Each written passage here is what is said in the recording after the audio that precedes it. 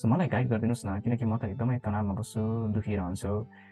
So पहिलो at first तपाईँ चाहिँ के गरौँ भन्दाखेरि रेणुजी, तपाईँ चाहिँ धेरै the more you use this social medias, Facebook, Instagram, यो जति पनि छ कम्प्लिटली तपाईँले चाहिँ बन्द गर्नुहोस्।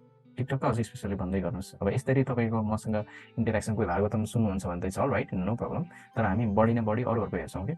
सो अनि आफैलाई चाहिँ के लाग्छ भन्दाखेरि हो मैले त केही पनि गरेको छैन, म त जहाँको त्यहीँ छु होइन, यस्तो उस्तो धेरै कुराहरू खेल्छ।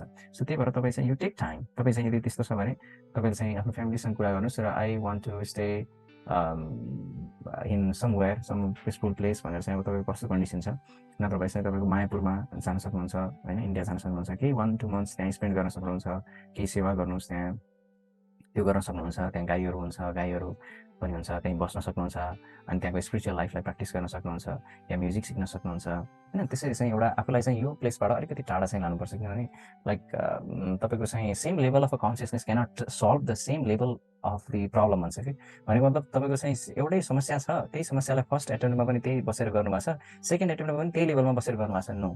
So that cannot be possible, त्यो सल्भ हुँदै हुँदैन। त्यही भएर चाहिँ तपाईँको कहिलेकाहीँ चाहिँ we have to take a break होइन। यदि त्यस्तो अलिक मेन्टली डिस्टर्ब छ भने चाहिँ we have to take a break, because म जहाँ बसिरहेको छु त्यो इन्भाइरोमेन्टले पनि फरक पर्छ, त्यो इन्भाइरोमेन्ट, त्यो भाइब्रेसन तपाईँको चाहिँ त्यो सराउन्डिङले पनि तपाईँको चाहिँ फरक पारिरहेको हुन्छ। त्यही भएर चाहिँ you should remain in such a place where the surrounding is totally different from the one where you are living होइन। अहिले चाहिँ तपाईँ जहाँ बस्नुभएको छ त्योभन्दा अलिकति पृथक खालको चाहिँ इन्भाइरोमेन्टमा बस्ने प्रयास गर्नुहोस्। त्यो भनेको चाहिँ अब वृन्दावनतिर अथवा मायापुर राम्रो हुन्छ तपाईँको लागि यदि जानु भयो भने। द्याट डिपेन्ड्स अपन यु है, योर इन्डिपेन्डेन्स है, मेरो चाहिँ हस्तक्षेप केही छैन। जस्ट मलाई चाहिँ त्यो पनि अब तपाईँले आफ्नो फ्यामिलीसँग डिस्कस गरेर त्यसरी चाहिँ गर्नु होला।